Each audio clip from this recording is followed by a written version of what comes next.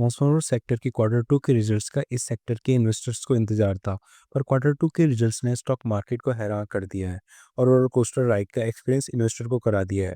जहां transformer sector की market leader company Hitachi energy ने 405% की पैट ग्रोथ रजिस्टर की है वाई बेसिस पर, वहीं ट्रांसफार्मर ने rectifier India which is the largest pure transformer company है इंडिया की लोअर सर्किट लगा रही है।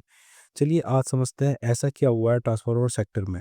आगे बढ़ने से पहले आपसे रिक्वेस्ट है, please first watch my transformer manufacturing sector related video, link in description box. और पावर सेक्टर ऑफ इंडिया नाम से पूरी प्लेलिस्ट है जिससे आप सभी के बेसिक क्लियर हो जाएंगे इस सेक्टर को समझने के लिए।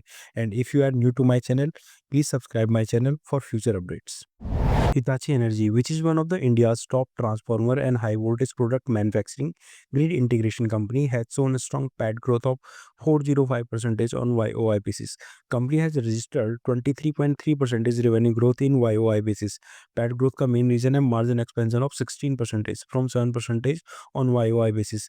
इस कंपनी के मार्जिन एक्सपेंशन का मेन रीजन है, अर्लियर कंपनी साल भर में एक ऑर्डर बुक पर काम करती थी। नाउ कंपनी 2 से 3 big order per year execute कर रही है due to high domestic demand from domestic market जैसे railway and metros, from renewable energy segment, from transmission, data centre and industry segment. And company has introduced its service business from this financial year, where margin is higher than product mix. In quarter 2 FY26, company has the highest ever order backlog of 29,412 crore rupees, which provides strong revenue visibility for several quarters.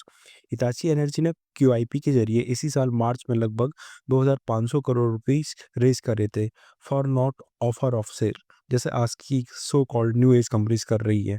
Company 1,500 crore rupees business expansion और capex में करेगी for next 3 to 4 years.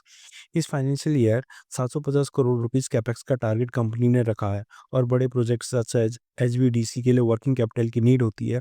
So QIP के 350 crore rupees company working capital में use करेगी। Now comes to key highlights of con call. Management के according company का business domestic market में ही फोकस्ड है, as use demand from domestic market and export will be around 25% to maximum 30% ही रहेगा। Margin पर ऑप्टिमिस्टिक व्यू रखा हुआ है। मैनेजमेंट ने कोई गाइडेंस प्रोवाइड नहीं करी है, but they are confident as India's power and transmission sector is transforming towards renewable energy and data centre.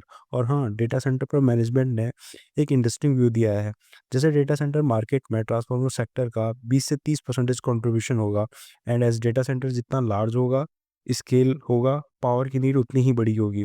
Hitachi energy की सबसे बड़ी बात है, it is a debt free company.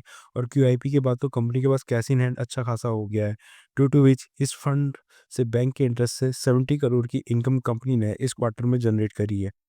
चलिए next pure transformer company Taril की बात कर लेते हैं, which holds largest order book in small cap transformer companies. And investor को टारिल से काफ़ी ज़्यादा एक्सपेक्टेशंस थी, but stock fell more than 60% from its all time high due to its poor quarter two result. उसके ऊपर रिजल्ट के साथ वर्ल्ड बैंक का notification regarding department of Taril from world bank financed project ने रही सही कसर पूरी कर ली है। और मार्केट ऐसे ही रिएक्ट करता है when two bad events comes together. चलिए अब पूरा केस समझते हैं। स्टार्ट करते हैं पहले वर्ल्ड बैंक के सैंक्शन से। According to World Bank, TARIL ने नाइजीरिया इलेक्ट्रिसिटी ट्रांसमिशन प्रोजेक्ट में फ्रॉडलेंट प्रैक्टिसेस जैसे failing to disclose payment to agents and corrupt practices जैसे पब्लिक ऑफिशियल को इम्प्रॉपर पेमेंट करी है during bidding and execution stage में।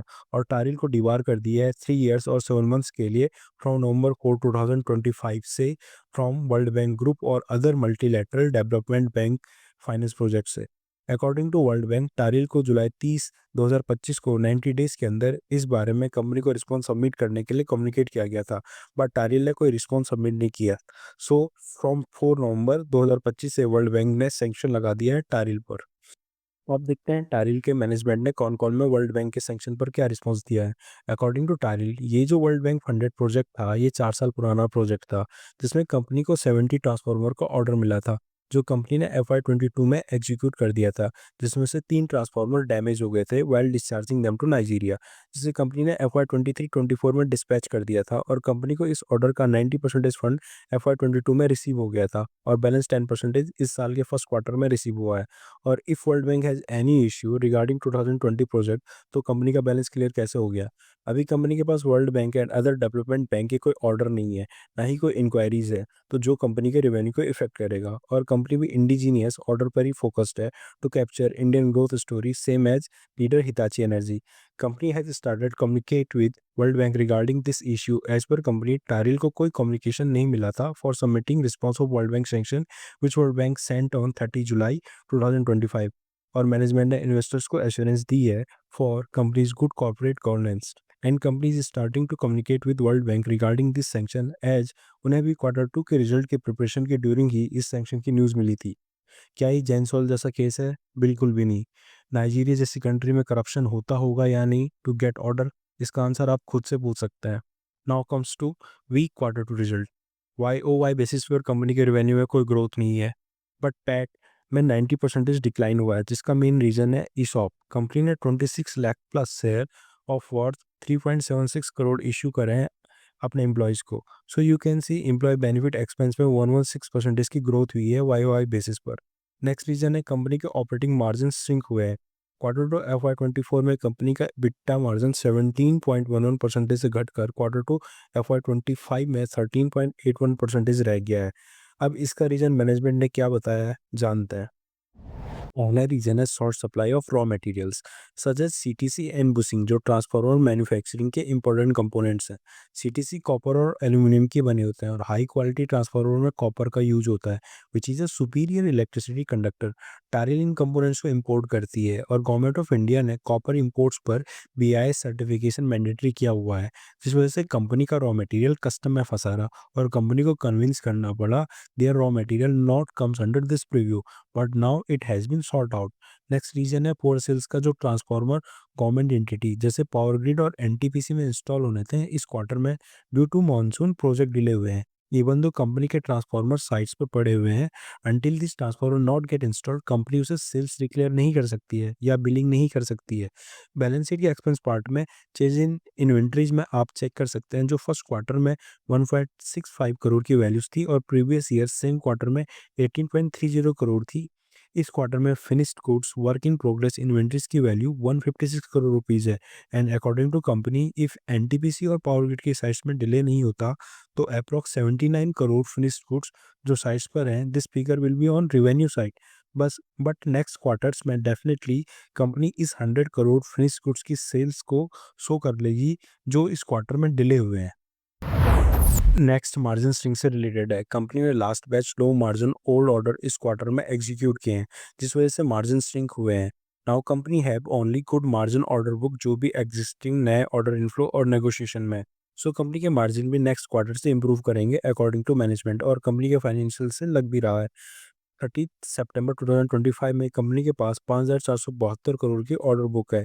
अर्लियर कंपनी ने FY26 के लिए 2,500 करोड़ की रिवेन्यू का टारगेट रखा हुआ था और मैनेजमेंट अभी भी अपनी गाइडेंस पर इंटैक्ट है और FY28 तक कंपनी का टारगेट $1 बिलियन रिवेन्यू का टारगेट भी इंटैक्ट है।